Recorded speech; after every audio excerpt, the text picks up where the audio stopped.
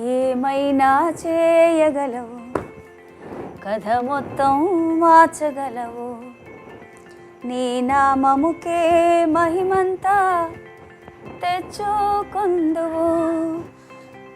ఏమైనా చేయగలవు, కథ మొత్తం మార్చగలవు, నీ నామముకే మహిమంతా తెచ్చుకొందువు. చింటూ ఇంకా రాలేదు. ప్రేయర్ మీటింగ్కి టైం అవుతా ఉంది. ఇంటికి కూడా ఏ టైంకి వస్తారో ఏమో. అయ్యో ఈ ఫ్లవర్స్ సరిగా లేవే.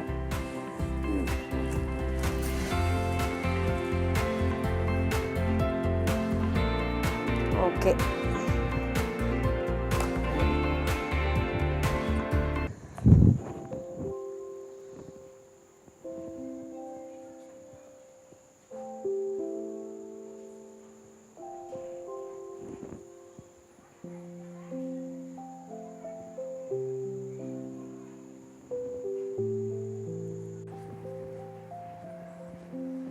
చింటూ వచ్చేసావా?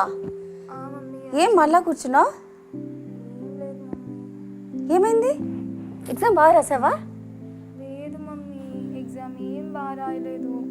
నేను ఎంత చదువుకున్నా అసలు ఏం గుర్తుకు లేదు. క్వశ్చన్ పేపర్ చూస్తేనే ఏం రాశానో ఏమో నాకేం అర్థం అవ్వట్లేదు మమ్మీ. అయ్యో, నీకు తెలుసు కదా నేను ఎంత కష్టపడి చదువుతాను. అవునవును. నేను రాత్రి పగలు కూర్చొని ఎంత కష్టపడి చదివానంటే చదివింది కొంచెం కూడా గుర్తుకులేదు మమ్మీ. ఏం రాసానో కూడా నాకేం అర్థం అవ్వట్లేదు. నాకు భయం వేస్తుంది, చాలా భయం వేస్తుంది మమ్మీ. రిజల్ట్స్ ఎట్లా వస్తాయో ఏమో. అందులో ఇది మెయిన్ ఎగ్జామ్ కదా మమ్మీ. భయపడద్దుమా, నేను ఒక మాట చెప్పనా? బైబిల్ ఏం చెప్తుందంటే నీ అనుదిన భారం అంతా నా మీద ఏమంటుంది. ఆ తర్వాత దేవుడు ఇంకో విషయము ఎంత మంచిగా రాశారంటే నీ చింత యావత్తు నా మీద ఏమన్నాడు. నువ్వేం భయపడద్దు. నువ్వు రోజు ప్రార్థన చేసుకొని స్టడీస్ స్టార్ట్ చేసేదానివి. ప్రార్థనలో ఉండి నువ్వు ప్రతి పని చేస్తున్నావు కాబట్టి దేవుడు ఖచ్చితంగా నీకు రిజల్ట్ మంచిగా తీసుకొస్తాడు. ఎందుకంటే దేవుని సన్నిధిలో నుంచి మనకి విజయం వచ్చేది, మనకు ఓటమే లేదు. నువ్వు ఇది నమ్ము, దేవుడు నీకు సహాయం చేస్తాడు. అవును మమ్మీ, నేను ప్రార్థన చేసుకుంటాను, బైబిల్ చదువుతాను, రెగ్యులర్గా చర్చ్కి వస్తాను. ఎక్కడ నేను స్పిరిచువల్గా మిస్ అవ్వట్లేదు. కానీ నాతోనే ఎందుకు ఇలా జరుగుతుంది? ఎంత కష్టపడ్డానో తెలుసు కదా. నేను అలా కాపీ కొట్టి కూడా రాయలేను. నీకు తెలుసు కదా నా గురించి మమ్మీ. చూడమా, మన యొక్క ప్రయాస దేవుడు చూస్తూ ఉంటాడు. మనం ఎంత నీతిగా నడుస్తా ఉండేది దేవుడు చూస్తూ ఉంటాడు. నువ్వు కాపీ కొట్టకూడదు అనే జ్ఞానం కూడా ఇచ్చింది దేవుడే. ఆ తర్వాత ఇంకో విషయం తెలుసా, మన జీవితంలో మనం చక్కగా వర్ధిల్లాలి అంటే యెహోషువ 1:8 చెప్పినట్లుగా ధర్మశాస్త్ర గ్రంథమును దీవారాత్రులు నీవు ధ్యానించినడలా నీ మార్గాన్ని వర్ధిల్ల చేసుకుంటావని దేవుడు చెప్పాడు. ఆ దేవుడే ఈరోజు మనకి తోడుగా ఉన్నాడు, నీకు తోడుగా ఉన్నాడు. నీ జీవితాన్ని నువ్వు చక్కదిద్దుకొని వర్ధిల్ల చేసుకునేదానికి దేవుడు నీకు దగ్గరలో ఉన్నాడు. ఇంకొకటి ఏమో తెలుసా, నీవు నోటితో ఎప్పుడు కూడా చింత, నాకు భయము, నాకు భీతి, నాకు ఓటం వస్తుందేమో, నేను ఫెయిల్ అవుతానేమో అనే చింత వదిలిపెట్టు. నువ్వు ప్రార్థన చేసావు, దేవుని చేతిలో పెట్టావు, నువ్వు వదిలిపెట్టు. ఎందుకు తెలుసా, నువ్వు ఏది ఒప్పుకుంటావో అదే జరుగుతుంది. బైబిల్లో ఎన్ని స్టోరీస్ ఉన్నాయి తెలుసా, వారు నోటితో ఏది ఒప్పుకుంటున్నారో అదే జరిగింది. తర్వాత హెబ్రీ పత్రిక 3వ అధ్యాయంలో ఏముంది, మనము విశ్వసించిన దాన్ని గట్టిగా పట్టుకోవాలంట. అది మన ప్రధాన యాజకుడైన యేసుక్రీస్తు ప్రభువు సింహాసనం మీద తండ్రితో కూర్చొని మన పక్షాన ఆయన ఒప్పుకోలు చేస్తూ నెరవేరుస్తూ ఉన్నాడు. ఇది కనుక నేను వాక్యం చదువుతూనే ఉన్నాను కదా.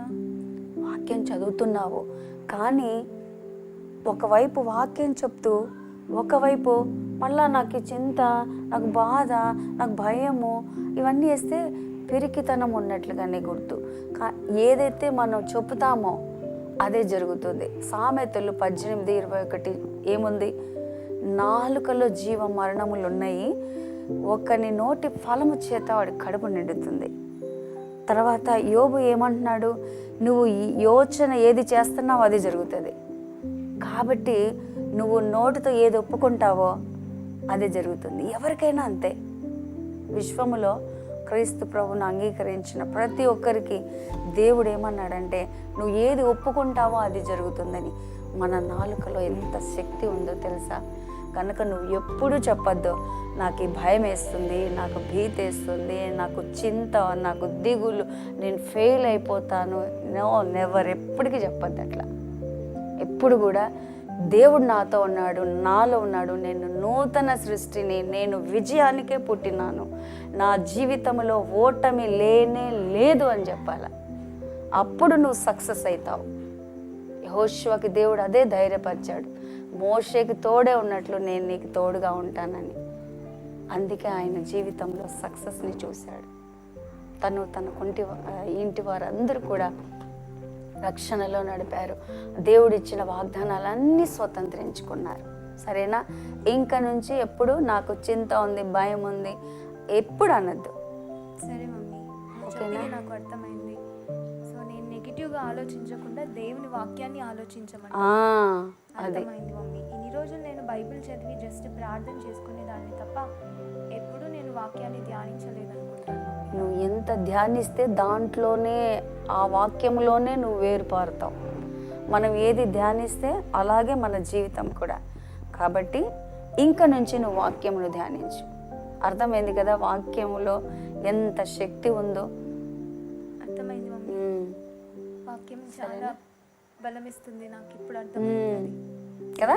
ప్రతి విషయంలో నువ్వు సక్సెస్ అవుతావు. మరి చూస్తూ ఉండు, సరేనా? సరే, మరి త్వరగా ఫ్రెష్ అప్ అవ్వు, మనం ప్రేయర్ మీటింగ్కి వెళ్ళాలి కదా. ఓకేనన్నా, బాయ్.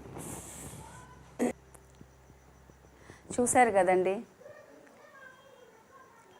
క్రైస్తవులు, దేవుడు నమ్మిన బిడ్డలు కూడా ఈరోజు చాలామంది భయముతోనూ, భీతి కలిగి, అనేక చింతలతోనూ, పిరికితనముతో, అజ్ఞానముతో, ఎంత గొప్ప దేవుణ్ణి కలిగి ఉండి కూడా అలా జీవిస్తూ ఉన్నారు. విచారాల్లో ఎందుకు పడతా ఉన్నారంటే వారు వాక్యమును ధ్యానించకపోవటం వల్లనే. వాక్యమును నువ్వు నేను ధ్యానించినప్పుడు ఖచ్చితంగా మన జీవితాన్ని మనము అభివృద్ధిలోను, సమృద్ధిలోను వర్ధిల్లుట మనం చూస్తాము. మన జీవితంలో మరి ఏ సమస్య వచ్చినా కూడా వెంటనే భయపడిపోవడము, వెంటనే మనం ఇతరుల దగ్గరికి వెళ్ళి నా సమస్య అంతా ఇది అది అని మన కుటుంబాలను చిన్నాభిన్నం చేసుకోకుండా, ఆ సమయంలో ఆ భీతి వచ్చినప్పుడు, ఆ భయం వచ్చినప్పుడు, ఆ ఇబ్బంది వచ్చినప్పుడు దానికి సరిపడా వాక్యము దేవుని బైబిల్లో నుంచి, పరిశుద్ధ గ్రంథంలో ఏం రాశారో ఆ వాక్యము ఎత్తుకొని మనము ఆ సమస్య మీద విడుదల చేసినట్లయితే ఖచ్చితంగా నువ్వు నేను విడుదల పొందుకుంటాం. అది కుటుంబంలో సమస్య కావచ్చు, డబ్బు పరంగా అయిన సమస్య కావచ్చు, ప్రేమ బాంధవ్యాలలో లోటుపాట్లు కావచ్చు, లేకపోతే మన శరీరంలో అనారోగ్య పరిస్థితి కావచ్చు. నువ్వు ఏ సమస్య ఎదుర్కొంటా అన్నా కూడా ఈరోజు, ఈ క్షణము నువ్వు వాక్యాన్ని ధ్యానించేదానివైతే ఖచ్చితంగా విజయమును చూస్తావు. దేవుడు నిన్ను, నన్ను, మనందరినీ దీవించునుగాక. ఆమేన్.